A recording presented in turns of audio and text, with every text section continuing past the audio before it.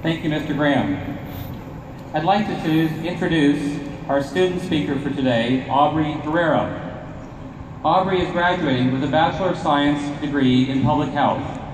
Aubrey completed innovative and transformative research in public health at internships with the Texas Department of State Health Services, the University of Texas School of Public Health, and the Instituto Nacional de Salud Pública in Morales, Mexico, in topics ranging from the spread of tuberculosis to the contamination from arsenic. This fall, she will do research on the effects of family and social networks on the use of mental health services, thanks to a grant from the Fulbright Foundation. Please join me in welcoming to the podium Aubrey Herrera.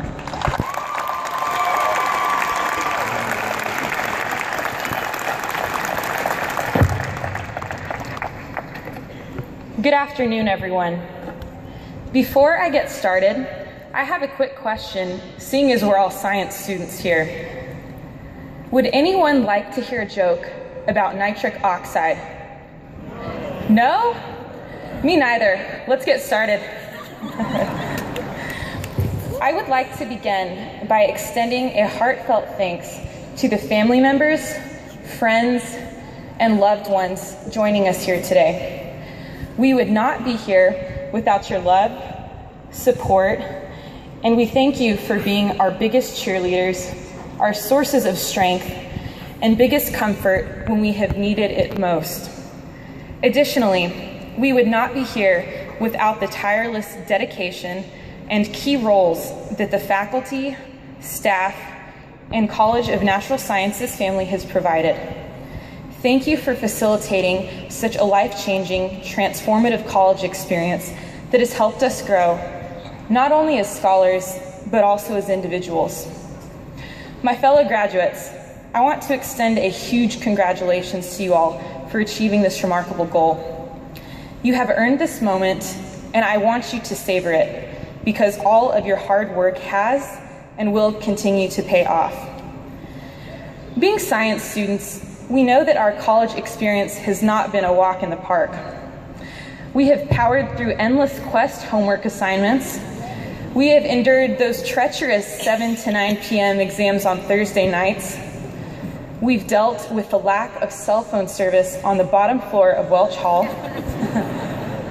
And importantly, we have learned the cardinal rule of college, that there is a time and place for decaf coffee. Never and in the trash. Although you may have found the undergraduate journey to be stressful and challenging at times, I am sure you will agree that it has been more than worth it. You have gained a tremendous breadth of knowledge through your studies, resulting in a different way of looking at the world. But as they famously say in infomercials, but wait, there's more. Whether you realize it or not, you have also learned and cultivated something that is not as black and white as the typeface on your well-deserved diplomas.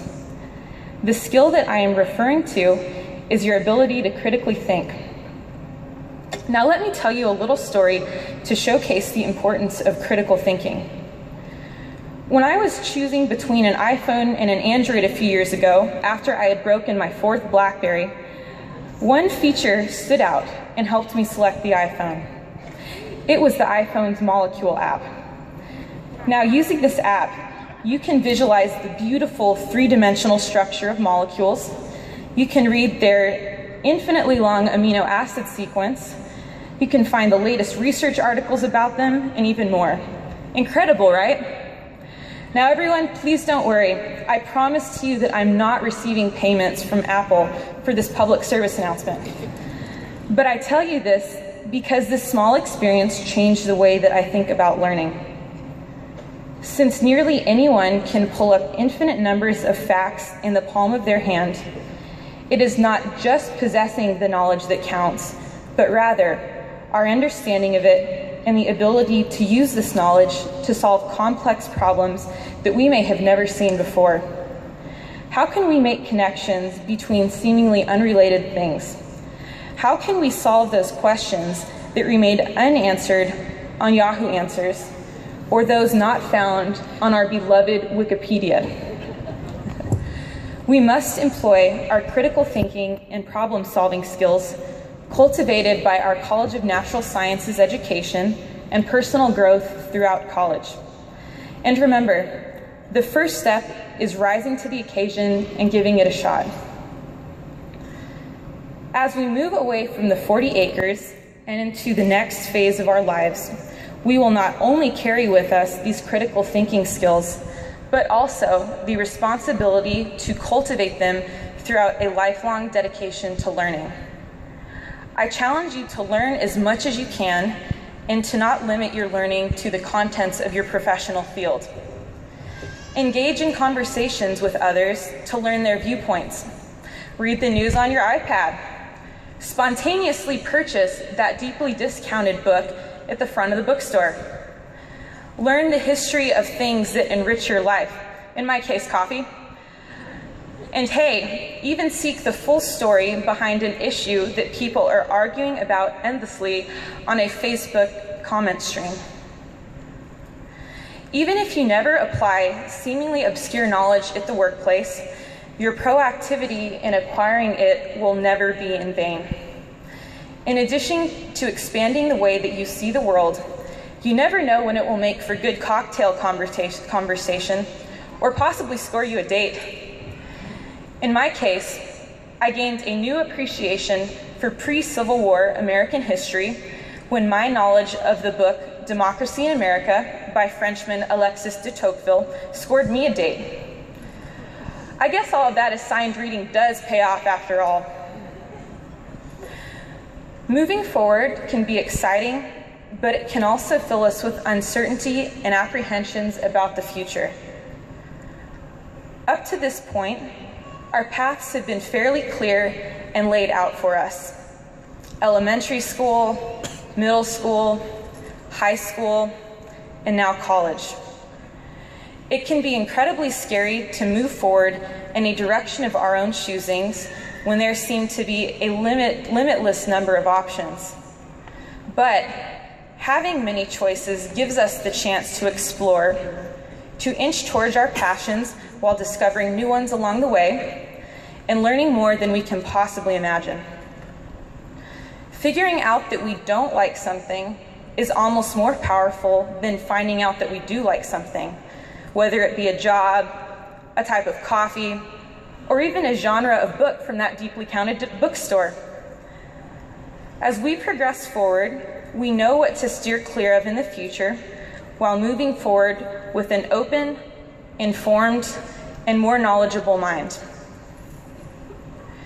As my favorite author, Virginia Woolf, said, "But time, unfortunately, though it makes animals and vegetables bloom and fade with amazing punctuality, has no simple effects upon the minds of man."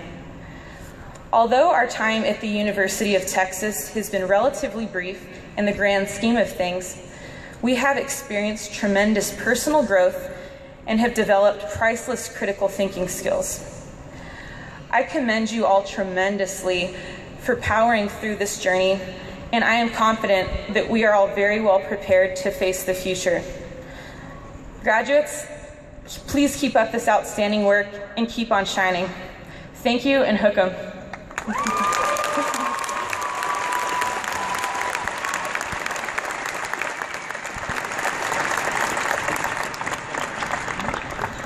Thank you, Aubrey, for your thoughtful comments. Only in a commencement like this would you learn from your commencement speaker that the next app you should download for your iPhone is called Molecules. We will now have the presentation of graduate certificates to our graduates. Dr. Sasha Kopp, our Associate Dean for Undergraduate Studies, will read the students' names as they walk across the stage to be congratulated and then receive their certificates. Dean Kopp.